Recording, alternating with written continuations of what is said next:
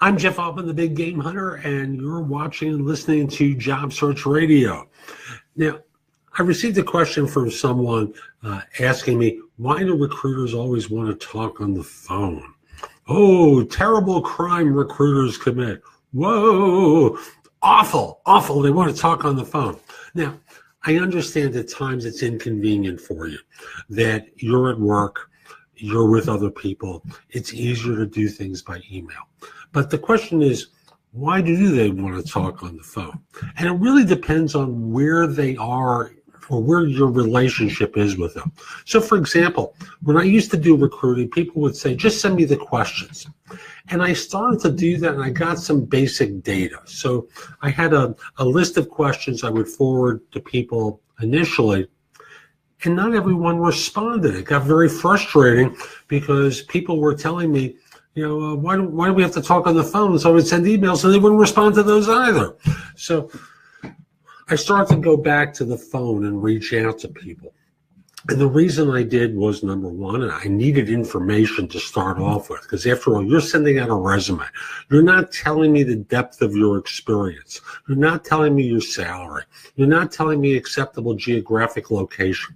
I have no sense of your ability to speak, and firms look for that. I have no idea as to whether you were reasonable or not and what your salary expectations were. There's a lot of data that we actually get pretty quickly in a phone call, but let's look at different alternatives. So text, no.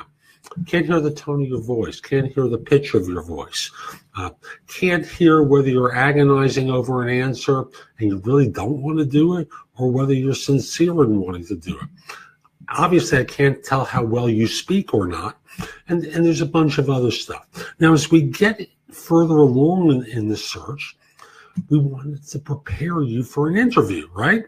We want to give you a sense of who you were going to meet with, how to present yourself, and as many emails and videos as I would send to people to prepare them for interviews, there was nothing like a personal phone prep from me in order to get people ready. It was the best performance because I could personalize it for the individual job. And if you're telling me I should do a YouTube video for every client I was scheduling people with, no. Don't want to put that stuff up in the public domain, and don't want to keep it on a hard drive, or in the cloud.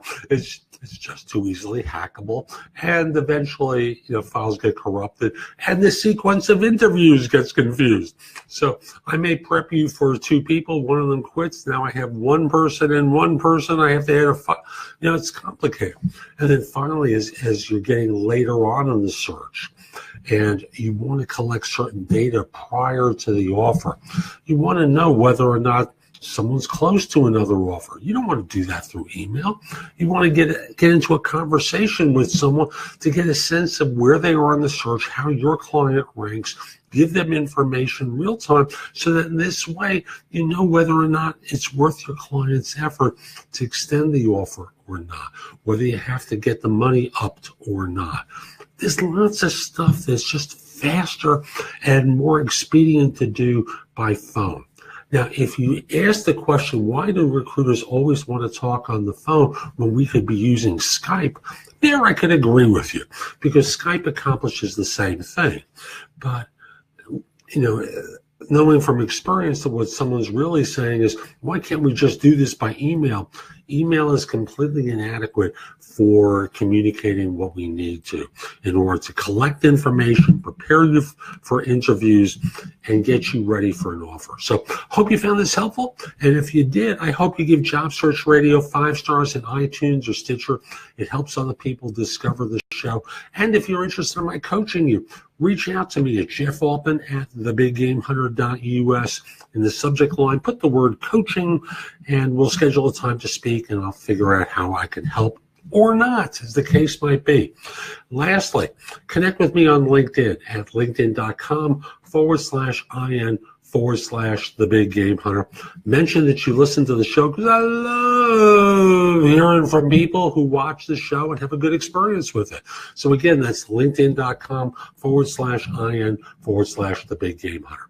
I'll be back soon with more, and in the meantime, hope you have a great day. Take care.